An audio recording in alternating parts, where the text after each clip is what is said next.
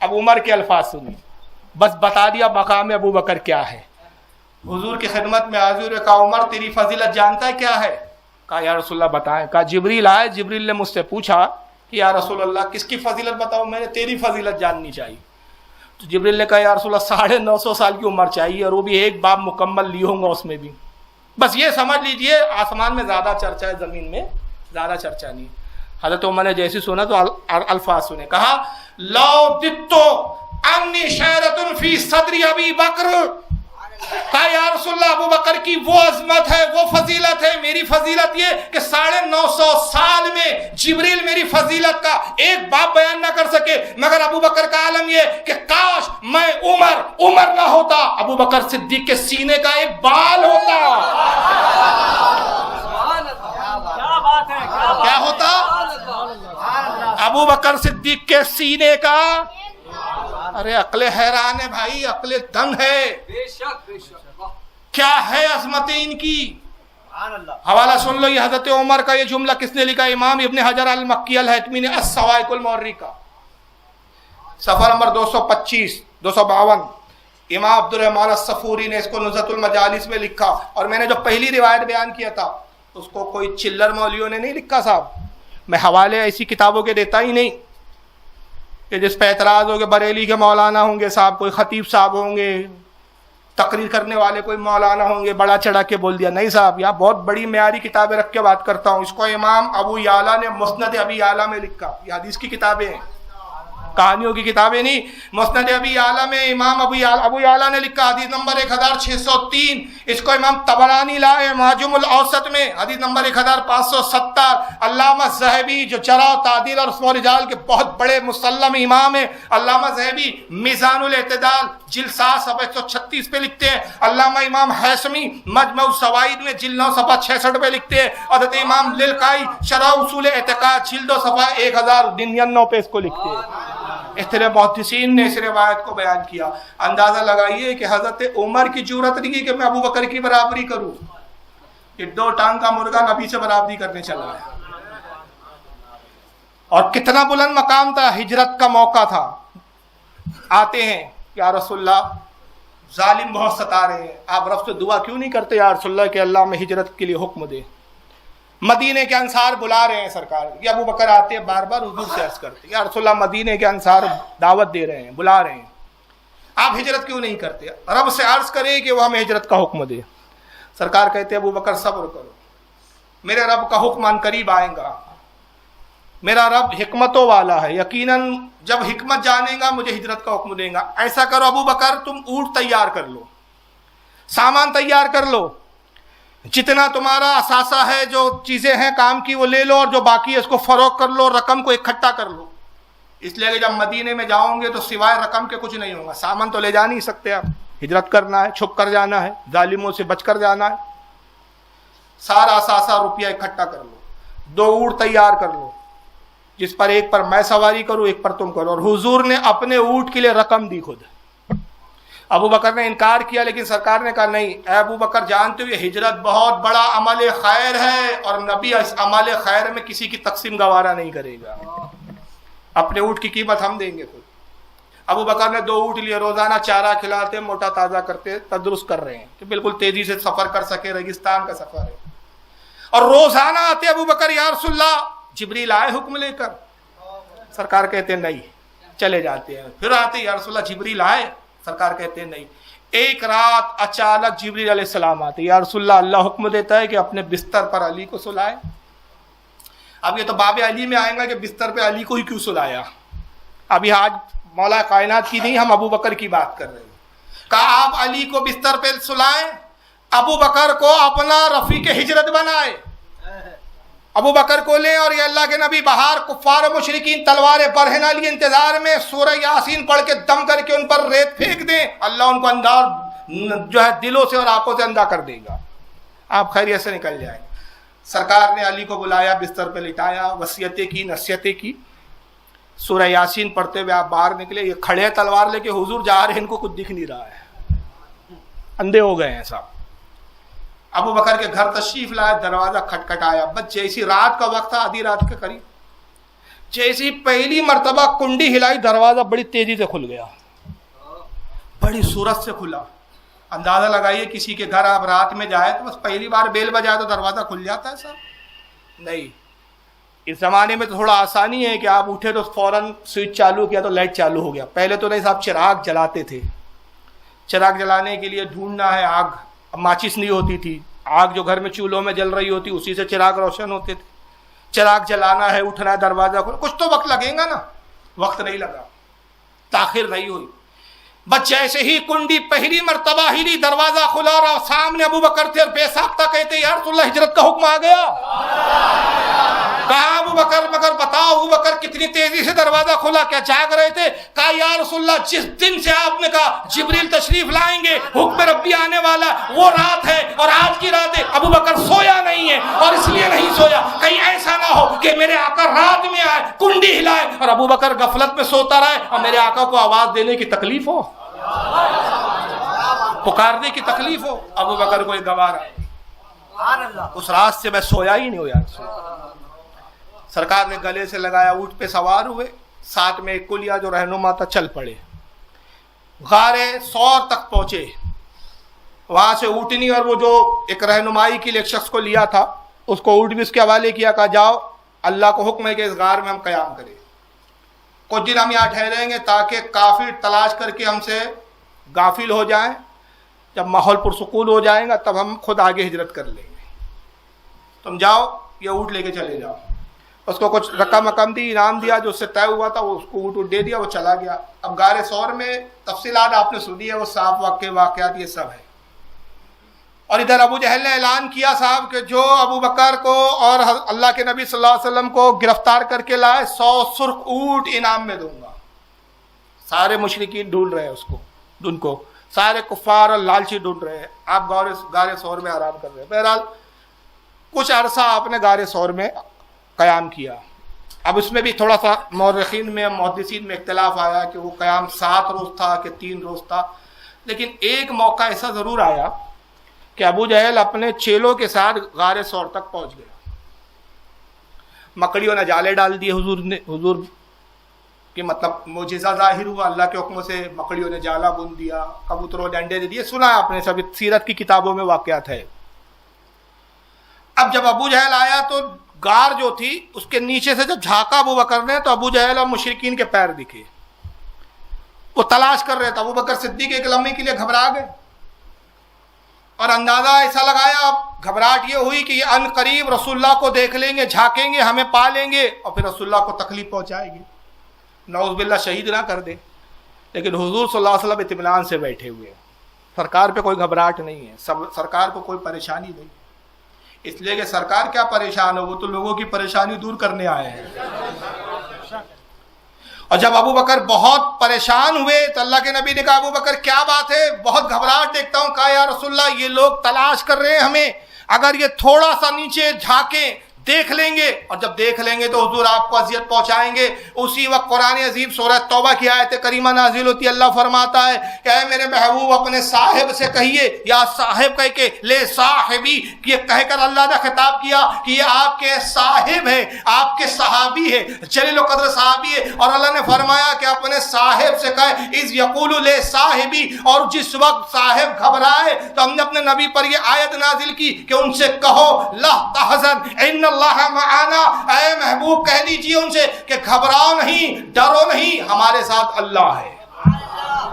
ان اللہ معانا, ہمارے ساتھ کون ہے؟ اللہ ہے. یہ ایسی کیفیت ہے جناب, یہ کسی صحابی کو میسر نہیں آئی کہ جہاد 2 ہے, ایک صدیق ہے, ایک نبی, اور تیسرا رب کہہ رہا میں خود وہاں ہوں. یہ فضیلت کسی کو میسر. یہی وجہ ہے کہ اکثر حضرت عمر کہتے تھے کہ لوگوں غار ثور کی عظمت کو تم کیا جانو, غار ثور میں رسول اللہ کے ساتھ ابو بکر کے قیام کو تم کیا سمجھو. یہ وہ مرحلہ ہے کہ صرف رسول ہے, صدیق ہے اور پروردگار عالم ہے, 3 عظیم ذاتی ہیں. عمر کی تمام زندگی بھر کی نیکیاں ایک طرف اور ابو بکر کی غار حرا کی ایک رات ایک طرف. عمر کی تمام زندگی کی نیکیاں, زندگی کے لمحات, ابو بکر صدیق کے ایک لمحہ جو غار حرا میں گزرا اس کی برابری نہیں کر سکتے. اور پھر وہ منظر بھی آیا کہ جب یہ مشرکین غافل ہوئے چلے گئے تو اب غار ثور سے آپ اللہ کے حکم سے باہر آئے, چلنے لگے. سرکار کی نالین اخذت جو ہے وہ خستہ ہو گئی, نالین کو چھوڑ دیا سرکار نے. برہنہ پیر, ننگے پیر آپ چل رہے ہیں تو حضور کے پیر میں وہ چبھتے تھے پتھر پہاڑوں کے جو چوٹیے تھے. ابو بکر صدیق بھی حالانکہ برہنہ پیر ہے, لیکن جب سرکار کے پیروں میں دیکھا کہ خون جاری ہو رہا ہے, زخمی ہو گیا, تو ابو بکر صدیق نے کیا کیا, رسول اللہ سے عرض کیا, یا رسول اللہ آپ میرے کاندھے پہ سوار ہو جائیں.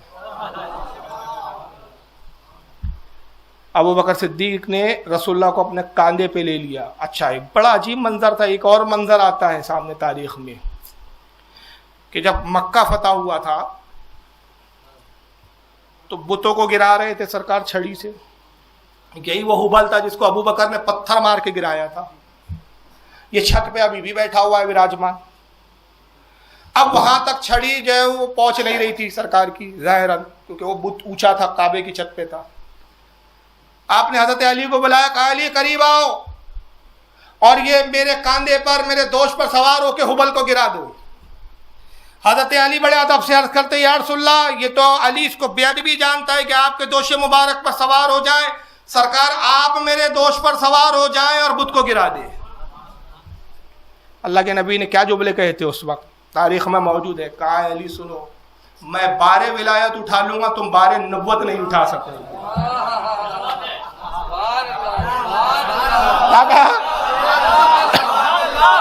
میں بارے ولایت اٹھا لوں گا, تم بارے نبوت.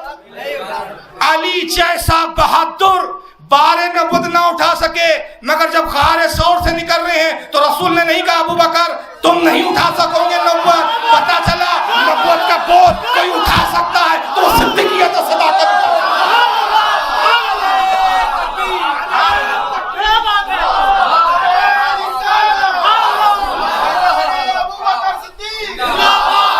پتا چل گیا اول نمبر کس کا ہے. ٹھوکو تم ڈھول ٹھوکتے رہو, دم مست کلندر علی کا پہلا نمبر. کچھ نہیں ہونے والا, کچھ نہیں ہونے والا. روایتوں اور تاریخوں نے بتا دیا پہلا نمبر کس کا ہے. اور ایک بات سنیے, پھر علی کی ہی بات پہ میں ابو بکر کی فضیلت بتاؤں. علی دوش نبوت پہ سوار ہوئے. اب بات ہی ختم ہو گئی جب نبی نے کہہ دیا بارے نبوت اٹھا ہی نہیں سکتے. جو خیبر اٹھا لے وہ نبوت کا بار نہیں اٹھا سکتا. جو خیبر ایک ہاتھ سے اکھاڑ کے پھینک دے وہ بار نبوت نہیں اٹھا سکتا. اب زدنی کی سمجھ لیے, نبوت اور ہے ولایت اور ہے. تو جہاں سے ولایت کی ابتدا ہوتی ہے انتہا ہوتی ہے, وہاں سے صدیقیت کی ابتدا ہوتی ہے. اور جہاں پر صدیقیت ختم ہوتی ہے وہاں سے نبوت کی ابتدا ہوتی ہے. یہ ہے 3 درجے. اب یہاں پہ علی کی فضائل میں دیکھے, مولا کائنات دوش نبوت پر سوار ہوئے, بت کو گرایا, اور جیسی گرایا یہ بت گرا اور علی بھی اپنے آپ کو گرائے. اترے نہیں مولا کائنات, آہستہ سے اترے نہیں, آرام سے اترے نہیں. سرکار بیٹھے نہیں کہ آرام سے علی اتر جائے. بت کو ہاتھ سے ڈھکیلا, جس طرح بت گر رہا ہے اسی طرح آپ بھی ساتھ پہ گر رہے ہیں. صحابہ کو بڑا حیرانی ہوئی کہ اتنی تیزی کی کیا ضرورت تھی, اتنی بے اطمینانی کی کیا بات ہے. اطمینان سے اترتے, چوٹ آ جاتی, لگ جاتا. اور رسول اللہ نے کہا علی چوٹ تو نہیں آئی, تم نے اپنے آپ کو گرا دیا, اور کیوں گرایا اس طرح. آہستہ سے اترتے, میں تمہیں اتارتا. کہا یا رسول اللہ جتنی دیر دوش نبوت تھا رسول اللہ کے حکموں کی پیروی میں تھا, رسول اللہ کا کام کر رہا تھا. کام ختم ہوا, اب ایک لمحہ علی کو دوش نبوت پہ سوار ہونا گوارا نہیں. کہا اچھا علی اب یہ بھی تو بتا دو جتنی دیر میرے دوش نبوت پر تھے کیا عالم تھا, کیا منظر تھا. کہا یا رسول اللہ خدا کی قسم قدم مبارک جو ہے آپ کے دوش مبارک پر میرے قدم تھے, سر عرش اعظم پہ تھا اور 18,000 عالم روشن تھے. یہ ایک لمحہ تھا کہ علی نے 18,000 عالم بھی دیکھ لیے. ایک لمحہ تھا کہ علی نے رسول کے کندھے پہ سوار ہو کے بت گرا دیا. قربان جائیے یہ ایک لمحہ نہیں ہے, یہ بہت طویل عرصہ ہے کہ نبوت کا بوجھ صدیقیت پر ہے اور ابو بکر صدیق لے کے چلے جا رہے ہیں. 18,000 عالم روشن ہیں اور صدیق اکبر بڑھے جا رہے ہیں. کیا مقام ہوگا ابو بکر صدیق کا, کیا درجہ ہوگا ابو بکر صدیق کا. اور ختم کر دی میرے آقا نے بات وہیں, کہا سب نے جس نے مجھ پر احسان کیا سب کے احسان کا بدلہ میں نے چکا دیا. कोई ऐसा नहीं रुए जमीन पर। अरे हुजूर पे कोई क्या एहसान करेगा, ये आका का बड़कपन है, ये आका का कि समझ लीजिए शर्फ है हमें देने के लिए, हमें से मुराद सहाबा को, कि वो ये मान रहे कि तुमने एहसान किया कुछ, वरना हुजूर पर कोई एहसान कर सकता है? सारी कायनात पर मुस्तफ़ा का एहसान। अरे भाई मैं तो कहता हूँ सांस ले रहे हैं नबी का एहसान, सांस छोड़ रहे हैं नबी का एहसान, रिस्क मिल रहा है नबी का एहसान, रिस्क खा रहे हैं नबी का एहसान, ईमान दिया नबी का एहसान, ईमान वाले माँ बाप अता किए नबी का एहसान, सुन्नियत में रखा नबी का एहसान, अहले सुन्नत में पैदा किया नबी का एहसान, आला हजरत दिया नबी का एहसान। सब कुछ तो हर लम्हा एहसान मुस्तफ़ा है। मौलाना रूम ने कहा कि तुम नबी का एहसान चुका भी नहीं सकते, अगर तुम हुजूर के एहसान का बदला देने के लिए शुक्र में एक सजदा करो। अभी एक शुक्र के लिए एक सजदा किया, भाई एक एहसान का शुक्र अदा करते, कहते सजदा किया 2 एहसान चढ़ गए। पूछा गया हुजूर एक एहसान चुकाने के लिए सजदे में गए 2 और कैसे गए? कहा जैसी सजदे में गया एक साथ छोड़ा एहसान, सांस लिया एहसान, साथ छोड़ा एहसान, तो एहसान का तो बदला ही नहीं हो सकता, चुका ही नहीं सकते आप। मगर हुजूर इनकिसारी फरमा रहे हैं, अपनी उम्मत को शर्फ देते कहते हैं जिसने भी मुझ पर कोई एहसान किया, किसी ने अगर मुझे किसी वक्त माल दिया, मैंने उसको माल चुका के बदला चुका दिया, किसी ने मुझे पनाह दी, मैंने उसका भी बदला चुकाया। और कैसे चुकाया? बड़ी प्यारी हदीस याद आ गई है, अल्लाह के बयान के ज़िम्न में नहीं थी, याद आ गई है। मेरे आका जिसको चाहे जैसे नवाजे। जो माजरीन थे ना हुजूर के साथ हिजरत करके आए थे, सरकार उनको 2 हिस्सा देते थे। अंसार की फजीलत देखो क्या है। अंसार कौन है पहले समझ ले। अंसार वो जो मदीने के खास रहने वाले थे, कबीले बनु अंसार कबीला था, जिससे सरकार को दावत दे के मदीना बुलाया था। फिर हुजूर की जो है साथ दिया हुजूर को, हुजूर के लिए दुश्मनों से लड़े, बद्र में लड़े, ओहद में लड़े, खंदक में लड़े, हर जगह हुजूर का साथ दिया, सरकार की खातिर अपनी जानों को पेश करते थे। लेकिन हुजूर की आदत करीमा क्या है? हुजूर महाजरीन को 2 हिस्से देते, अंसार को 1 हिस्सा देते हैं। अब वजह क्या थी उसकी? असल में वजह ये थी कि महाजरीन जरा गुरबा और मसाकीन थे, क्योंकि बेचारे मक्का में सब घर बार सब कुछ छोड़कर आए थे, जमीनें छोड़ दिया, खेतियां छोड़ दी, मकान छोड़ दिए, सब आ गए हुजूर के साथ। तो हुजूर जब भी कोई माल गनीमत आता 2 हिस्से देते ताकि इनकी हालत सवरे।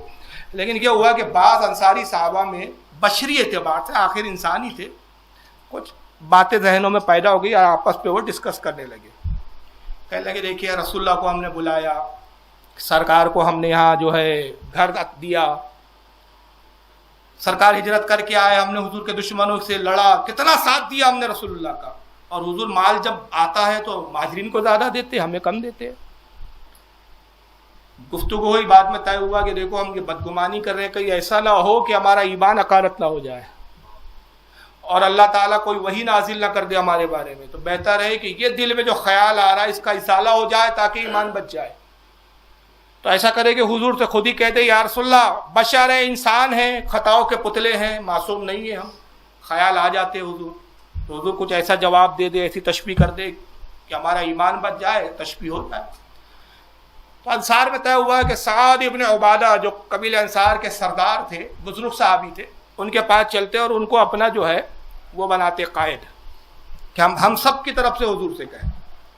साद इब्न अबी उबादा के पास है, बुजुर्ग तरीन सैफुल उम्र साहबी थे, कहा कि उबादा ये जहन में हमारे ख्याल आया, हुजूर महाजरीन को 2-2 हिस्से देते हैं और 1 हिस्सा हमको देते हैं, आप हमारे कायद बने, हमारी नुमाइंदगी करें और हमारी तरफ से हुजूर से कह दे कि ये बात हमें अच्छी नहीं लगी।